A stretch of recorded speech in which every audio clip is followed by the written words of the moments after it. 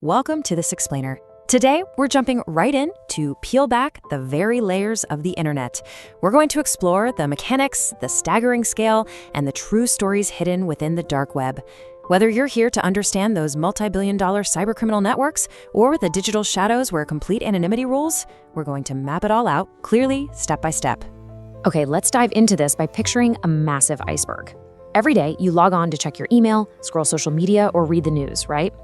Well, those websites are literally just the visible tip of that iceberg, the surface web. What traditional search engines can't see is the hidden ocean sitting right beneath it, a digital underworld that is a staggering 400 times larger than the web you interact with daily. Section 1, Beneath the Surface Web. The Hidden Ocean. To truly grasp how this lawless frontier operates, we have to start with the foundation, which is a specialized software known as Tor, or the Onion Router. What's kind of fascinating here is that Tor was originally created by the US military.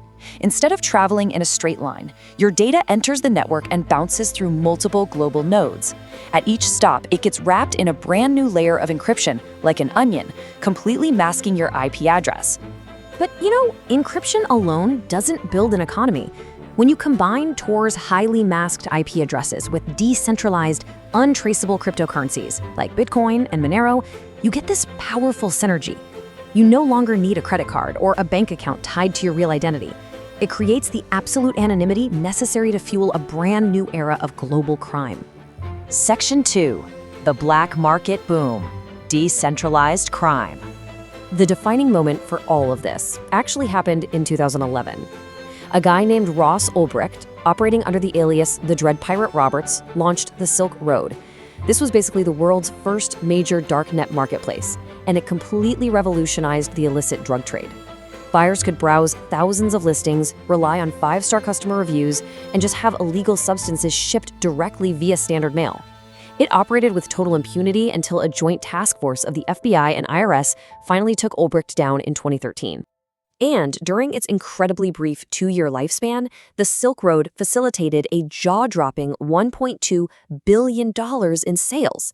It proved, definitively, that a completely anonymous, decentralized black market wasn't just possible, it was insanely lucrative. But taking down the Silk Road didn't stop the black market. The authorities thought they'd cut off the head of the snake, but they really just decentralized it.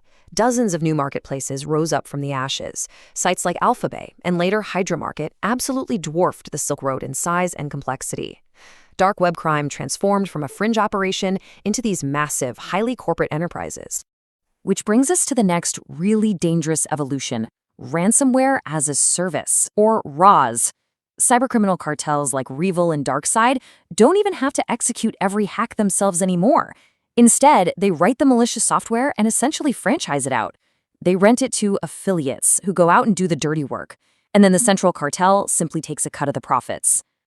So why does this matter to us? Because the stakes have escalated rapidly from the digital realm right into the physical world. When these affiliates deploy their rented ransomware, they aren't just targeting other computers. They are hacking real-world infrastructure. They've frozen hospital networks, caused life-saving equipment to fail, locked down city power grids, and, as we saw with the Colonial Pipeline hack, disrupted vital national supply chains just to extort millions in crypto. Section 3, Myths and Digital Shadows. Now, let's plunge into the deepest, darkest part of this iceberg. While financial crimes grab the headlines, law enforcement has long feared the dark web's role in human disappearances. Take the tragic case of Kayla Berg, a 15-year-old who vanished from Wisconsin back in 2009.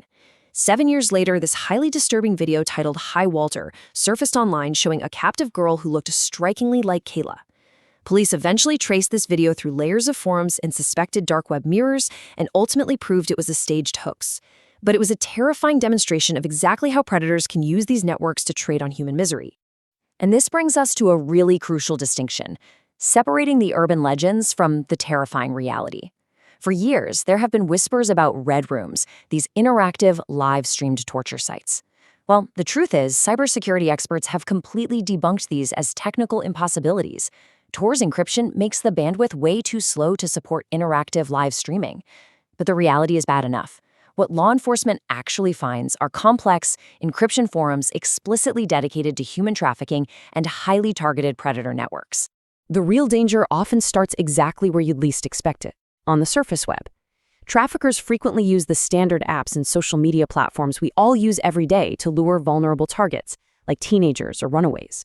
Once contact is made, the perpetrators swiftly move their communications off the surface web and into heavily encrypted dark web channels. The victims effectively become untraceable ghosts in the machine. Section 4. Policing the dark web. The cyber detectives.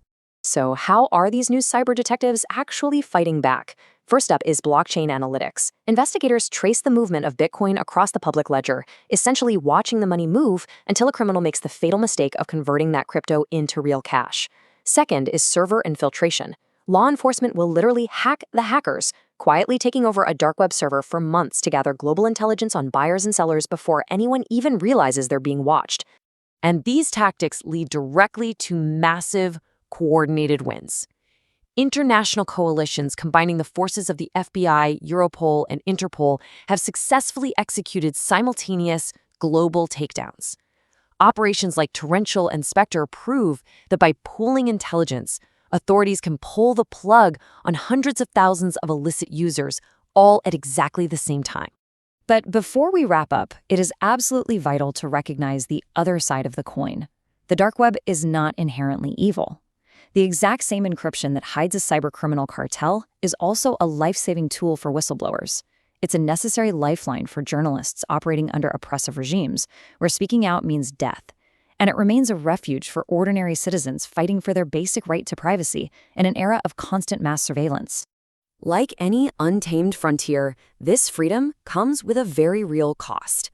Because as technology continues to evolve at breakneck speeds, and as this digital frontier expands right beneath our keyboards, we have to ask ourselves, as the battle between light and shadow intensifies, are the deepest digital mysteries closer than we think?